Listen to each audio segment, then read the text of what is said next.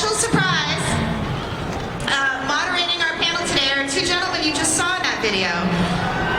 Supernatural's very own Chuck Shirley and the Trip Star.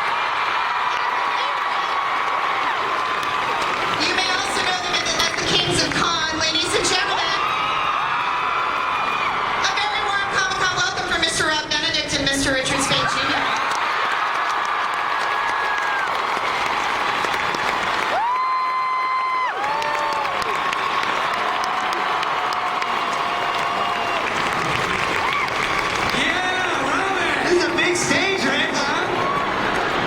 Big stage, small guys, big stage, small guys. Wow, there's a few people here. Hey, quick show of hands, how many of you are Supernatural fans? What a coincidence. Nobody? Really weird. Robbie. Hi, yeah. How awesome is this? Fantastically awesome. You know what's even more awesome? Well, the people we're about to bring on this stage. Heck yeah. I say we dive right into it, shall we? Let's do it. Because the first guy I'm going to bring out, Yeah. maybe the most important guy I'm going to introduce all day. Yeah. Really and truly. I mean, he's the pointy end of the Supernatural bayonet. He crafts the stories. Yeah. He builds the arcs. And, side note, he happens to have sole power over deciding which Supernatural fan favorite characters return to the show. He's just a fantastic person. Yeah, he's a great, great man. We kind of worship him. Yeah, he's a bit of a god to us. Handsome, painfully handsome. I don't know if he has a wife, I don't know if he has kids, but he's the best damn husband and father I've ever seen. When this man passes wind, butterflies emerge from his bottom. That may be a tad too far. Ladies and gentlemen, please put your hands together for executive producer, showrunner, Mr. Jeremy Carver! That guy.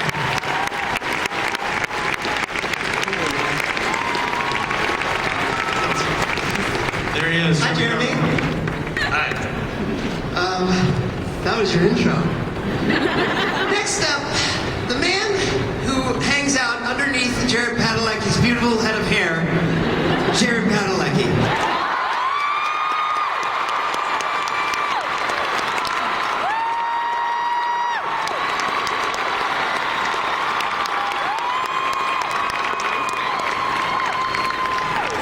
So you had to wear a hat when you do a hairband. Thank you. Give the people what they want, man.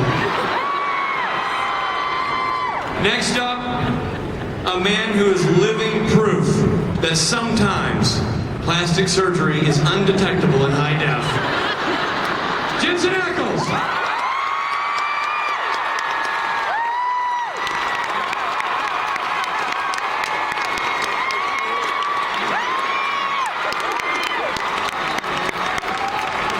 He's a shy fella. Yeah, he's not comfortable in front of a lot of people. Not a crowd guy. Next up.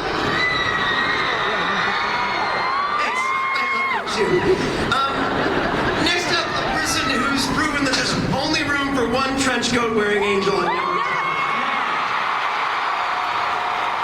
F you, Constantine. Here's Lisa Collins.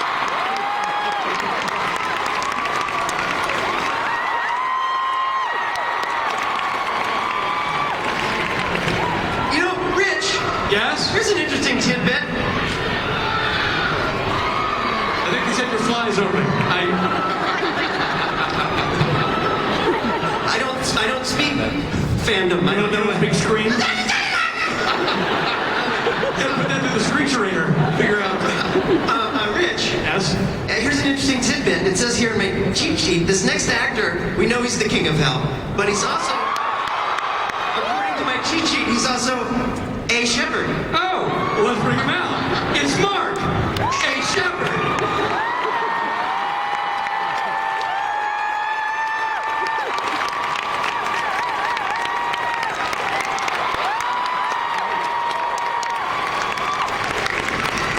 We are so, I know, did you see that? It's amazing, right? You have one. And it's uncanny. You know what's weird though, Mark? The Funko doll, it's smiling a little too much. Which are you on?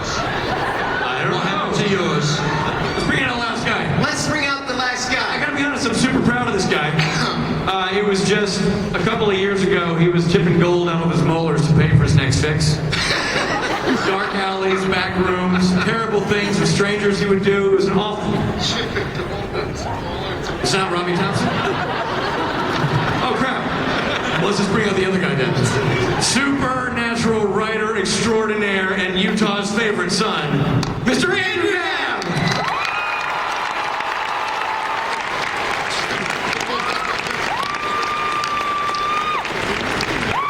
Oh, man. Wrong guy.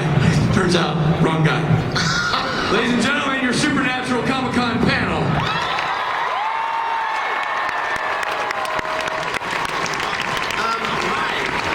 So let's start off with the questions. Jeremy, we want to let you know we did get your list of things we can't talk about for season 11. Got it right here. So rest assured, no one will know that Castell leaves the garrison to pursue a career in dentistry. Not gonna say that. Not gonna talk about And that. that the Darkness is actually a hard rock group from the 90s. Let's say on the, I'm saying it, I'm doing it again, all right? Okay, so Jeremy, in all seriousness, the Darkness. What up with that? bummer, dude. My question is, last season, season 10, there were a lot of sort of smaller stories, personal stories, but now you've got this sort of big, bad, ominous thing. How is that going to affect the way stories are told in season 11? Thanks, Rob. You're welcome, Jeremy. It's quite a thrill for me being here with you, Rob. But, What am I, chopped liver? I'm right here. Richard. I'm next to you. Weird. Yeah, so last year, we're really proud of last season. We had a lot of intensely personal character stories. And this year, we are going back to a little bit more, I think, of an epic feel with a big bad and a real sort of a quest for the brothers to unite on. I'm just trying to help. And so I think it's a pretty special big band we have this year, and we're going back to I mean, you guys want to hear this? I mean, it's like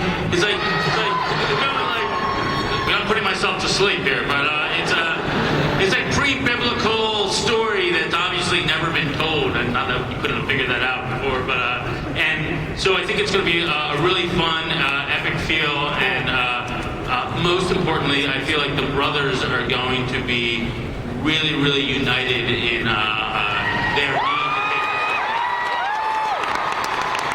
Well, that leads to the obvious follow-up question, Jared and Jensen. How do you think the boys will respond to this big bad?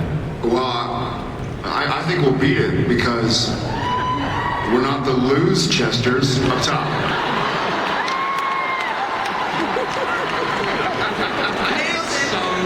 So you know, that's the most written bit we have for this entire panel. We're on that for a week. I'm so ashamed to be sitting next to you. There's a reason why Jared doesn't have a long sitcom reel. You know what I'm saying? He's a 1 hour drama, man. Oh, stop it. Quit taking his side. You made him cry. I really did. I really upset him. I was acting. I totally believed you. I, for my part, in all honesty, we are not the lose Chesters, but for my part, I'm happy to see the boys. See, why did I get more laughs? If you keep saying they're on the panel, by the end it'll kill. We're not the lose Chester.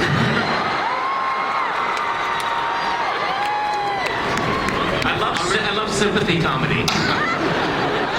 That's the only kind I got. I'm excited to see the boys working together again. We've seen them at odds. We've seen them working together, and I'm happy to see them teaming up. Right. So that leads to the obvious question. Jensen, Mark of Cain, you were saddled with that for the entire year. So now you're free from that. How is that going to affect, because that's basically been driving a lot of your guys' relationship for the whole year. It's been driving how you made your decisions. It totally changes your approach at this point. How does Dean deal with that now? Well, essentially now we're left with the cleanup. So getting rid of the Mark of Cain was not just getting rid of it and then everything is back to normal. Obviously something happened at the end of last season, and now it's figuring out how we're going to deal with the decisions that we have made, which is pretty much what we do for the past 10 years anyway. Just 10? Just 10.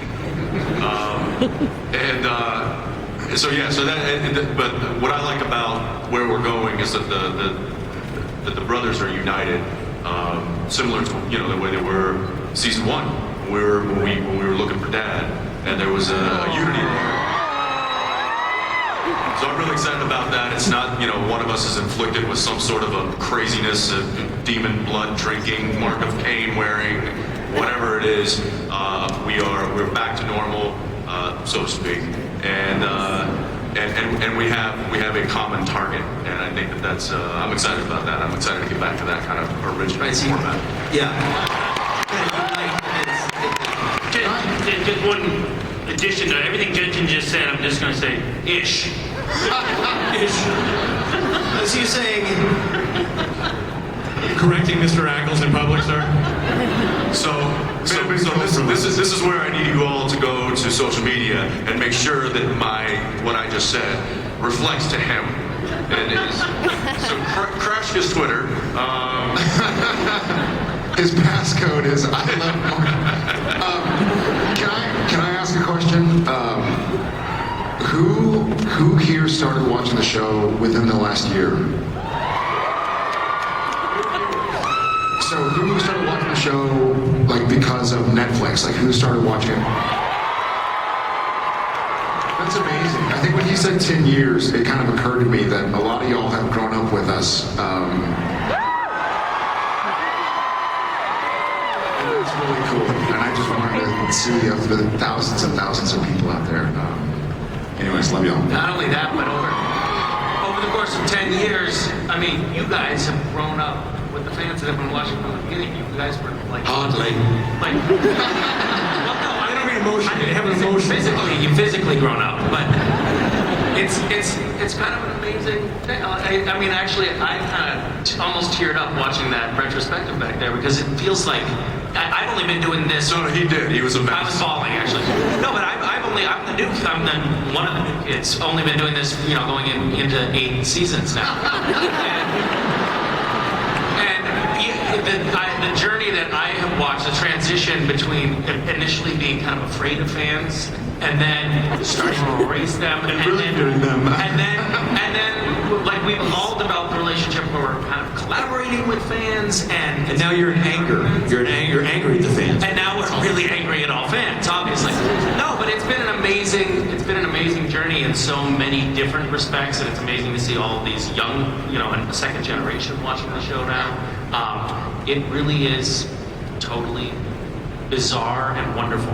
So, thank you guys. well, the people keep responding. Recently, the Teen Choice nominations came out. Congratulations, Jared. Jared, just the hat for the actor. Nominated in the actor category. Those teens love the way you act. And for the other fellas, Nominated for Best Chemistry.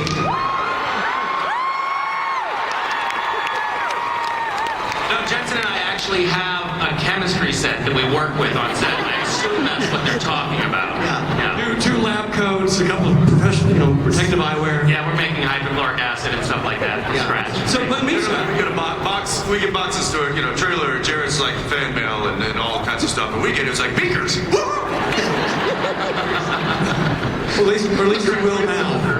At least there will. So, but Misha, you guys, TV chemistry, you guys have branded yourselves as TV's greatest team since, I don't know who, Ernie and Bert. So,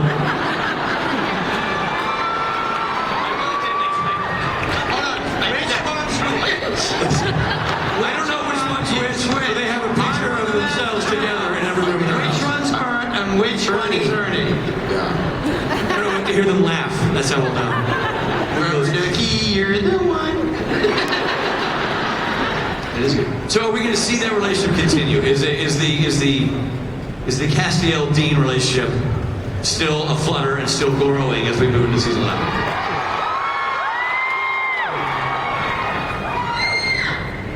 Jeremy? Ish.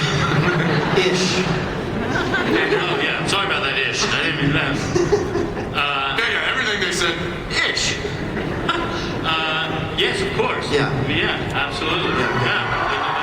This would not be the room to say no. Now, Misha, why just one Winchester? Why can't there be a Sastiel? Why can't you get a Sam? Why can't you two Be buddies too. Why do you gotta have a favorite out of Dean? Because the height difference with me and Jerry is just too jarring. Literally. In all seriousness, Misha, last time we saw you, you were giving Crowley a beat down. Yes. Kind of fun. Yeah, super fun. I think I speak for the entire rest of the cast when I say opportunities to have fight scenes with Mark are really satisfying. Sometimes we convince the directors and producers to let us shoot what we tell Mark are scenes, but they are never intended to air. We just pound on it for a little bit while the cameras pretend to roll. It's pretty cathartic. It's called elder abuse. Like cameras pretend to roll, like the cameras just go. They just get in the act. No, it's when you hear, oh yeah, we're rolling. Turn on your green light, camera.